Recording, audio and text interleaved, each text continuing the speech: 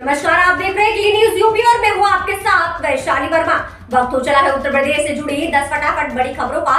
इससे पहले आप न्यूज को किस जिले से देख रहे हैं हमें कमेंट के माध्यम से जरूर बताएं। उत्तर प्रदेश की योगी आदित्यनाथ सरकार किसानों की आय बढ़ाने के लिए प्रतिबद्ध है। इस संबंध में कृषि मंत्री सूर्य प्रताप शाही ने कहा है कि अन्नदाता की आय दोगुनी करने व उनके जीवन स्तर में सुधार लाने के लिए केंद्र व प्रदेश सरकार निरंतर प्रयासरत है। प्रदेश में 20 लाख हेक्टेयर क्षेत्रफल की सिंचाई क्षमता लंबित परियोजनाओं को पूरा करके बढ़ाई गई है। अब खरीफ फसलों का रकबा 6 लाख हेक्टेयर बढ़ाया जाएगा ताकि फसलों का रिकॉर्ड उत्पादन किया जा सके। कृषि मंत्री शाही ने गुरुवार को कृषि भवन सभागार में खरीफ उत्पादकता गोष्ठी 2022 में कहा कि किसानों के आर्थिक उत्तरन के लिए कई कार्यक्रम संचालित किए जा रहे हैं। खरीफ 2022 में दलहन, तिलहन और मोटे अनाज का लगभग 6 लाख हेक्टेयर अतिरिक्त रकबा रखा गया है। इससे दालों व खाद्य तेल में आत्मनिर्भर बन सकेंगे। उन्होंने कहा कि प्राकृतिक खेतों को बढ़ावा देने के लिए मास्टर ट्रेनर्स तैयार किए जा रहे हैं। साथ ही विशेष गोष्ठियों के आयोजन की योजना बनाई जा रही है। इससे प्रदेश के भीतर प्राकृतिक खेती को बढ़ावा मिलेगा। ये भी बताया गया कि प्रदेश के 2,59,00,000 किसानों को अब तक 47,500 करोड़ से अधिक की धनराशि उनके खाते में भेजी जा चुकी है। टीबी के मरीज खोजे मिलेगा इनाम। सीएम योगी ने रोगियों तक पहुंचने के लिए शुरू की नई योजना। आयुर्वेदिक, यूनानी और होम्योपैथिक चिकित्सकों द्वारा टीबी रोगी खोजने पर चिकित्सक को प्रोत्साहन राशि के रूप में 500 रुपए दिए जाएंगे। योजना का उद्देश्य प्राइवेट चिकित्सकों की मदद से टीबी के रोगियों तक पहुंचने का है ताकि कोई भी टीबी का मरीज उपचार से छूटने ना पाए। जिला क्षय रोग अधिकारी डॉक्टर ANK कुरेचिया ने बताया कि नई योजना के तहत इन चिकित्सकों के पास अगर कोई ऐसा मरीज आता है जिसमें टीबी के लक्षण दिख रहे हैं तो उन्हें इस मरीज को टीबी सेंटर में रेफर करना होगा।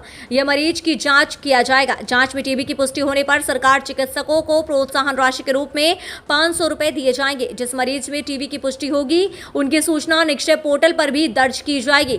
इससे मरीज की निगरानी भी हो सकेगी। वर्तमान में जिले में जनपद में 4,763 मरीजों का टीबी का इलाज विभाग की ओर से किया जा रहा है। विभाग इन सभी मरीजों को दवा देने के साथ इनकी मॉनिटरिंग भी करता है। इससे किसी मरीज की दवा बीच में ना छूटे। अखिलेश यादव का योगी आदित्यनाथ सरकार पर हमला, बोले प्रदेश में पूरी तरह ध्वस्त है कानून व्यवस्था। समाजवादी पार्टी के अध्यक्ष अखिलेश यादव ने कहा कि उत्तर प्रदेश अपराध का अड्डा बन गया है।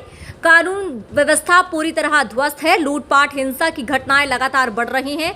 पुलिस प्रशासन के साए में आपराधिक घटनाओं को अंजाम दिया जा रहा है। प्रदेश की जनता असुरक्षित महसूस कर रही है जबकि अपराधियों के हौसले बुलंद है। अखिलेश ने अपने बयान में कहा कि छिनैती, अपहरण और रंगदारी के मामले तेजी से बढ़ रहे हैं। मेरठ में जहां व्यापारी से 50 लाख रुपए की रंगदारी मांगी गई, वहीं आगरा में कारीगर से 33 किलो चांदी की लूट की गई। कौशाम्बी में व्यापारी को धमकाकर नकदी लूट कर घायल कर दिया गया। नोएडा और गाजियाबाद में सैर पर निकली बुजुर्ग महिलाओं से चैन लूट ली गई। अराजकता की घटनाओं पर अंकुश नहीं लग रहा है। प्रदेश की जनता भाजपा की कुनीतियों से त्रस्त हो गई है। समाज का कोई भी वर्ग सुरक्षित नहीं है। भाजपा सरकार कानून का शासन स्थापित करने में पूरी तरह विफल है। सड़कों से हटेंगे आवारा कुत्ते, पशु प्रेमियों ने सीएम योगी से की ये अपील। वाराणसी यूपी की सड़कों पर घूमने वाले आवारा कुत्तों के लिए सरकार जल्द ही गौशाला की तर्ज पर स्वांग केंद्र खोलने की योजना बना रही है। हाल ही में योगी आदित्यनाथ ने अपने एक बयान में सड़कों पर घूमने वाले आवारा कुत्तों के लिए केंद्र बनाने की बात कही थी। योगी आदित्यनाथ के इस फैसले के खिलाफ अब वाराणसी में आवारा पशुओं पर काम करने वाले पशु प्रेमियों ने आवाज उठाई है। पशु प्रेमी स्वाति बलानी ने बताया कि सड़कों से आवारा कुत्तों को हटाने का फैसला ठीक नहीं है।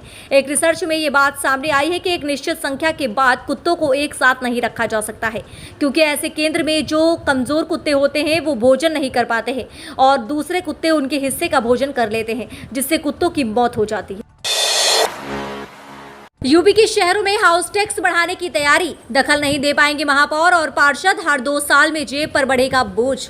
नगर निगमों में गृह कर बढ़ाने की तैयारी है। इसी के साथ टैक्स बढ़ाने के मामले में महापौर और पार्षदों का दखल भी खत्म किया जाएगा।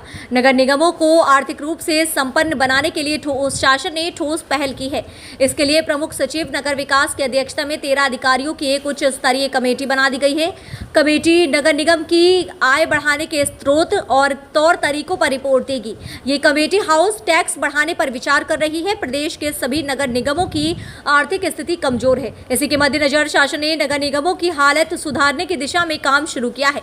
नवगठित समिति पूरे प्रदेश में टैक्स बढ़ाने की योजना पर काम करेगी। हालांकि समिति टैक्स के साथ साथ आय के अन्य स्रोत भी तलाशेगी, जिससे नगर निगमों को आर्थिक रूप से संपन्न बनाया जा सके। लखनऊ नगर निगम में पिछले 12 वर्षों से हाउस टैक्स नहीं बढ़ा है। वर्ष 2018-19 में गृहकर बढ़ाने का प्रस्ताव तैयार हुआ था, लेकिन महापौर व पार्षदों के विरोध के चलते दरें नहीं बढ़ाई जा सकी। यूपी में गर्मी की लहर से नहीं राहत। यूपी में गर्मी की लहर से राहत मिलती नहीं दिख रही है। शुक्रवार को एक बार फिर से प्रदेश के प्रयागराज, कानपुर, आगरा, बांदा और झांसी सहित कई जिलों में लू चलेगी। इसे लेकर भारतीय मौसम विज्ञान विभाग ने अलर्ट भी जारी कर दिया है। मौसम विभाग के मुताबिक अगले कुछ दिनों तक मौसम ऐसा ही बना रहेगा। इस बीच शनिवार को पूर्वी यूपी में गोरखपुर सहित कई जगहों पर आसमान में आंशिक रूप से बादल के छाने और बारिश की संभावना है। इससे पहले राजधानी लखनऊ में बुधवार के अधिकतम तापमान 42.6 डिग्री की तुलना में गुरुवार को सामान्य से ज्यादा 4 डिग्री ज्यादा 44 डिग्री दर्ज किया गया है। वहीं यूपी में सबसे ज्यादा अधिकतम तापमान वाराणसी में 45.8 डिग्री रिकॉर्ड हुआ। इसके बाद प्रदेश में प्रयागराज में अधिकतम तापमान 45 डिग्री रहा। वहीं दूसरी तरफ प्रदेश के ज्यादातर शहरों में वायु गुणवत्ता सूचकांक अच्छा से खराब श्रेणी में है। यूपी के इन 8 शहरों के बीच सफर होगा आसान, बढ़ेगी ट्रेनों की रफ्तार। लखनऊ कानपुर के बीच 4 लाइनों पर दौड़ेगी ट्रेनें। लखनऊ से गोंडा समेत 8 शहरों के बीच सफर करने वाले यात्रियों के लिए राहत भरी खबर है। गोंडा जंक्शन पर यार्ड रिमॉडलिंग का काम 9 जून को पूरा हो जाएगा। इससे ट्रेनों की रफ्तार बढ़ जाएगी। वहीं 9 ट्रेनों और 9 मालगाड़ियां मिलाकर कुल 18 ट्रेनों का ठहराव आसान हो जाएगा। पूर्वोत्तर रेलवे के DRM डॉक्टर मोनिका अग्निहोत्री ने बताया कि यार्ड रिमॉडलिंग के अंतर्गत हाईटेक सिग्नलिंग व्यवस्था की गई है। इससे सिग्नल फेल होने की समस्या दूर होगी। उन्होंने यार्ड अंतर्गत हुए नल इंटरलॉकिंग कार्यों को परखा। 4 किलोमीटर लंबाई में फैले गोंडा जंक्शन का यार्ड का निरीक्षण किया, साथ ही अन्य व्यवस्थाओं को भी देखा। लखनऊ, गोरखपुर, दिल्ली वाया गोंडा के बीच नई ट्रेनें भी चलेंगी। टीईटी के लिए एप्लीकेशन शुरू। 8 विषयों के लिए होंगे एग्जाम। टीचर बनने पर 35,000 से शुरू होगी सैलरी।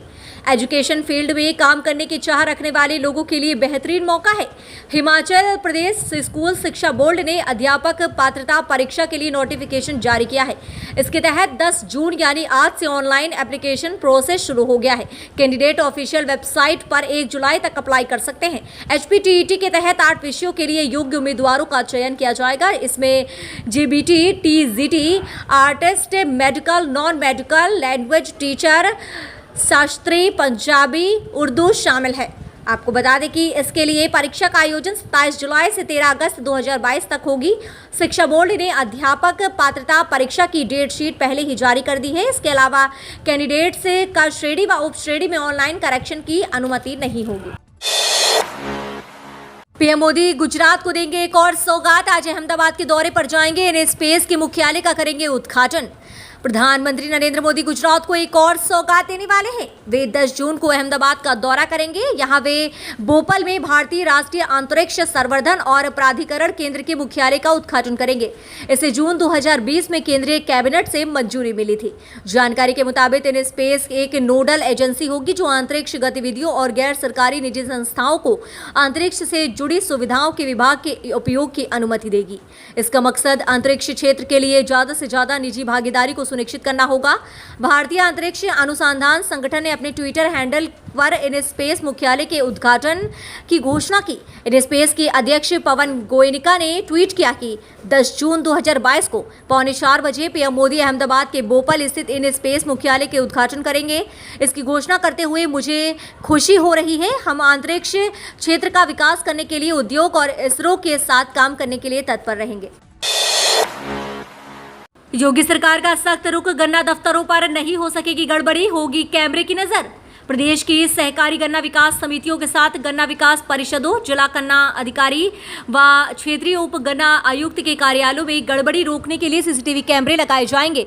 अपर मुख्य सचिव चीनी उद्योग व गन्ना विकास संजय आर बुसरेड्डी ने गुरुवार को इस संबंध में निर्देश दे दिया है। उन्होंने बताया है कि प्रदेश की ABC ग्रेड के सभी और D ग्रेड की वित्तीय रूप से सक्षम गन्ना समितियों की कार्यालय में बाहर, परिसर के अंदर और आंतरिक कक्षों, बैठक कक्ष व प्रबंध कमेटी कक्ष में में सीसीटीवी कैमरे लगाए जाएंगे। सुरक्षा के दृष्टिगत कार्यालय प्रांगण के सभी बाहरी व आंतरिक स्थलों को कैमरे की रेंज से पूरी तरह से कवर किया जाएगा।